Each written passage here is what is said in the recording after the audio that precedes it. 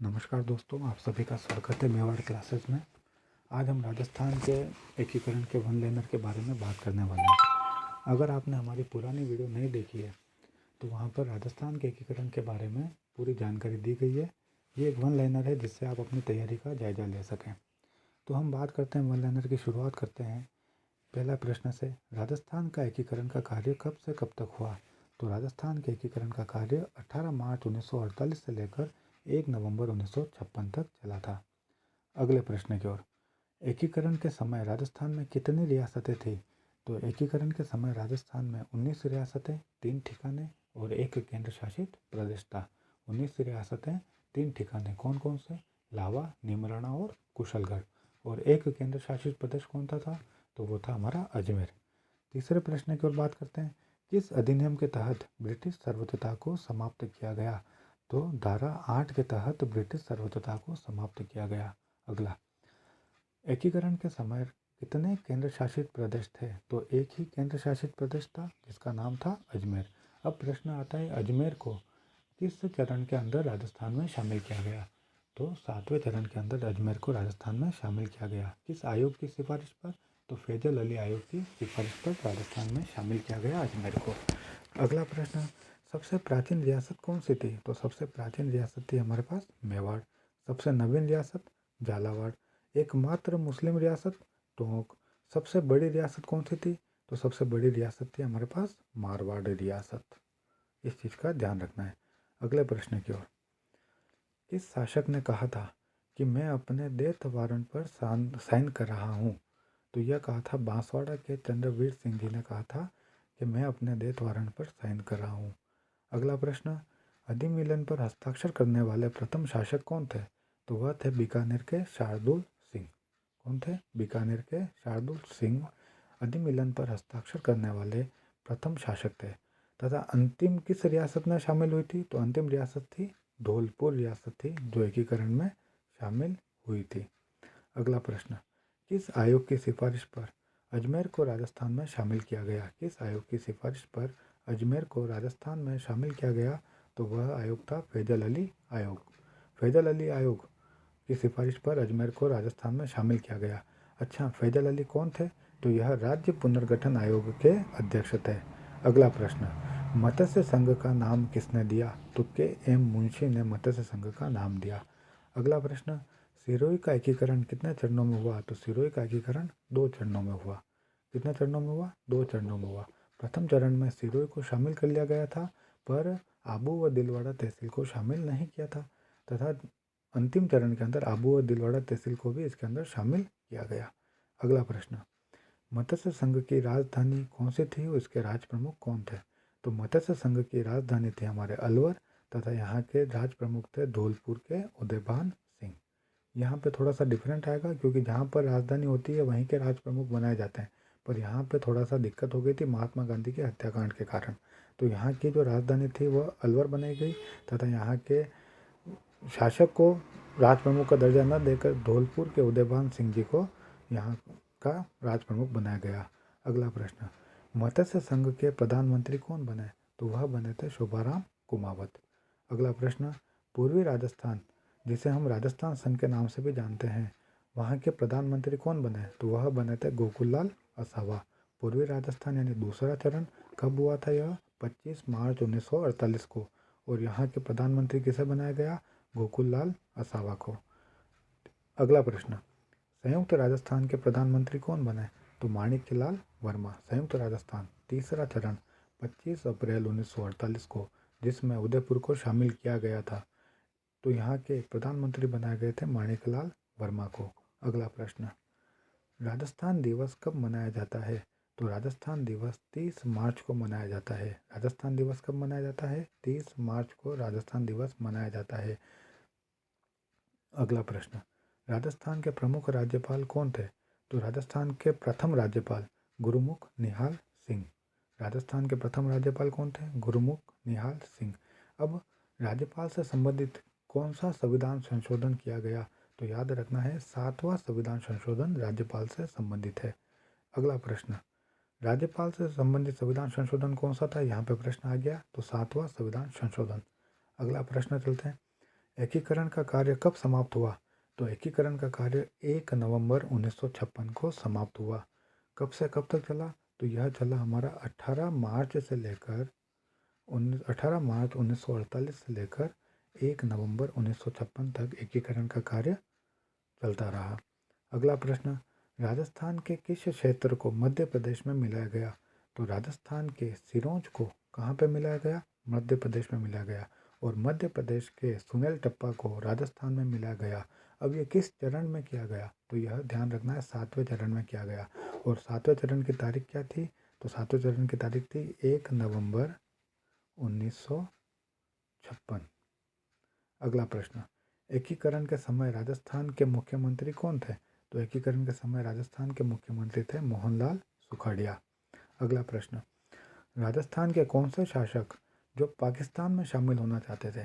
तो यहाँ पे ध्यान रखना है, जोधपुर के हनुमंत सिंह जी जो थे वह पाकिस्तान में शामिल होना चाहते थे, क्योंकि एकीकरण के समय यह रियासतों को छूट थी, या तो वो भारत में शामिल हो जाए या वो पाकिस्तान में शामिल हो जाए या वह एक स्वतंत्र राज्य भी बना सकते थे। तो जोधपुर के जो हनुमंत सिंह जी थे वह पाकिस्तान में शामिल होना चाहते थे। अब आगे बात करते हैं, स्वतंत्रता के समय राजस्थान को किस श्रेणी का दर्जा प्राप्त था? तो स्वतंत्रता के समय राजस्थान को ब श्रेणी का दर्जा प्राप्त था। अगला प्रश्न, एकीकरण के अंत में राजस्थान में जिलों की संख्या कितनी थी? जब एकीकरण का कार्य समाप्त हुआ 1 नवंबर 1956 को, उस समय राजस्थान में कितने जिले थे? तो उससे पहले 25 जिले थे, पर एकीकरण के अंतिम चरण में अजमेर को भी राजस्थान में शामिल कर दिया गया। इस तरह 1 नवंबर, कब? 1 नवंबर 1956 को राजस्थान में जिलों की संख्या थी 26। अगला प्रश्न, अब यहाँ पे कुछ आपको एक टेबल बना रखी है जहाँ से एक इजी वे में आपको याद हो सके। तो पहला चरण क्या तारीख थी? 18 मार्च 1948। यहाँ पे आपको तारीखों का विशेष रूप से ध्यान रखना है। नाम दिया था मत्स्य संघ। नाम क्या था? मत्स्य संघ। किन किन क्षेत्रों को शामिल किया गया? तो जैसा पहले की वीडियो में बताया जा चुका है, इसकी ट्रिक क्या बनेगी? ABCD। क्या ट्रिक बनेगी? ABCD, मतलब अलवर, भरतपुर, धौलपुर और करौली को मिलाकर बनाया गया मत्स्य संघ। यहाँ पे राज प्रमुख किसे बनाया गया? तो राज प्रमुख थे उदयभान सिंह को। राजधानी अलवर, प्रधानमंत्री शोभाराम कुमावत। अब दूसरे चरण की बात करते हैं। तो द्वितीय चरण का प्रारंभ कब से हुआ? तो द्वितीय चरण का प्रारंभ हुआ था 25 मार्च 1948 को।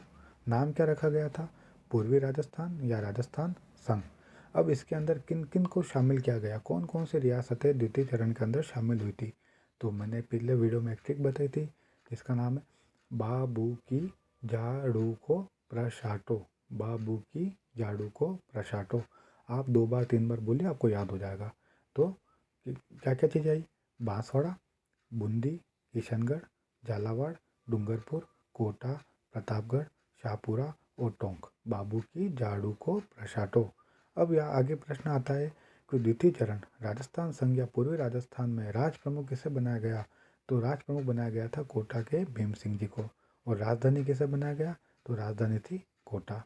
प्रधानमंत्री गोकुल लाल असावा या गोकुल भाई असावा को इसका प्रधानमंत्री बनाया गया। अगले चरण की बात करते हैं, तृतीय चरण बात करते हैं। तो तृतीय चरण कब हुआ? तो यह हुआ था 18 अप्रैल 1948 को, जिसका मतलब है जब प्रथम चरण के ठीक 1 महीने के बाद तृतीय चरण हो गया था। इसका नाम रखा गया था संयुक्त राजस्थान। क्या नाम था इसका? संयुक्त राजस्थान। अब इसमें किसको शामिल किया गया? तो इसमें राजस्थान संघ में उदयपुर को शामिल करके तृतीय चरण हुआ। अब जब यहाँ पर उदयपुर शामिल हो गया तो राज प्रमुख किसे बनाएंगे? बेसिक सी बात है, महाराणा भूपाल सिंह जी को, जो उदयपुर के राजा थे। इन्हें राज प्रमुख बनाया गया। किसका राज प्रमुख बनाया गया? संयुक्त राजस्थान का। राजधानी हमारी क्या बनी? उदयपुर। तथा यहाँ के प्रधानमंत्री कौन बने? तो माणिक्यलाल वर्मा। यहाँ पे प्रधानमंत्री किसे बनाया गया? तो प्रधानमंत्री बनाया गया माणिक्यलाल वर्मा को। नाम याद करने में कठिनाई हुई तो इसे रिलेटेड कर दो। उदयपुर क्या है? जिलों की नगरी। जिलों में क्या मिलती है? मणि मिलती है। तो माणिक्यलाल वर्मा को उदयपुर में का प्रधानमंत्री बनाया गया। अगला चरण, चौथा चरण कब हुआ? यह हुआ था 30 मार्च 1949 को, 30 मार्च 1949 को। और इसमें किन किन जिलों को शामिल किया गया, किन किन रियासतों को शामिल किया गया? तो मैंने आपको पहले बता रखा है, संयुक्त Rajasthan plus triple J B, Jaipur, Jodhpur, Jaisalmer और बीकानेर को शामिल कर लिया गया। तथा यहाँ पे राज प्रमुख किसे बनाया गया? तो राज प्रमुख बनाया गया मानसिंह द्वितीय को राज प्रमुख बनाया गया। राजधानी जयपुर। प्रधानमंत्री हीरालाल शास्त्री। पांचवें चरण की बात करते हैं, तो पांचवा चरण कब हुआ? 15 मई 1949 को। कब हुआ? 15 मई 1949 को। नाम क्या रखा गया? संयुक्त वृहत राजस्थान। मतलब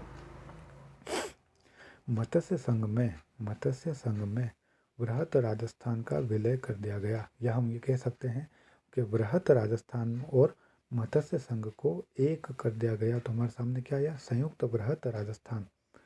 छठा चरण की बात करते हैं, 26 जनवरी 1950। जब हमारे देश में संविधान लागू हुआ तब हमारे एकीकरण का छठा चरण हुआ। इसमें इस भौगोलिक क्षेत्र का नाम राजस्थान रखा। इस भौगोलिक क्षेत्र का नाम राजस्थान कब रखा? छठे चरण में, तारीख 26 जनवरी 1950 को। अब इसमें किन किन एरिया को शामिल किया गया?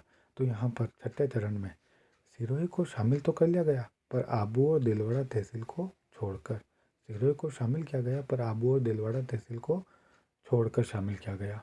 अब आबू और दिलवाड़ा को अगले चरण अर्थात अंतिम चरण, सातवें चरण के अंदर राजस्थान में शामिल किया जाएगा। तो बात करते हैं सातवें चरण और अंतिम चरण के बारे में। तो सातवां चरण कब हुआ? 1 नवंबर 1956 को। नाम क्या रखा गया? पुनर्गठित राजस्थान, जैसा राजस्थान का स्वरूप आज है। अब इसमें किसे शामिल किया गया? तो आबू और दिलवाड़ा तहसील को इसमें शामिल किया गया। सुनील टप्पा जो मध्य प्रदेश से राजस्थान में आ गया, और राजस्थान का सिरोंज क्षेत्र जो किसे दे दिया गया? मध्य प्रदेश को दे दिया गया। और इसकी राजधानी जयपुर बनी गई, और वो राजधानी आज भी राजस्थान की राजधानी है। मतलब जयपुर राजस्थान की राजधानी है। अब प्रश्न ये आता है, किस समिति के आधार पर जयपुर को राजस्थान की राजधानी बनाया गया? तो याद रखना है, सत्यनारायण राव समिति की सिफारिश पर जयपुर को राजधानी बनाया गया। ठीक है, तो यहाँ पर एकीकरण का काम पूरा होता है। हमने पूरी चर्चा कर ली, हमने इसके वन लाइनर की बात कर ली। अब हम अगला टॉपिक कौन सा लेंगे? हम लेंगे राजस्थान के प्रजामंडल, जिसमें कुछ ट्रिक की हेल्प से हम उसे भी आसान करके समझने की कोशिश करेंगे। ठीक है भाइयों, धन्यवाद।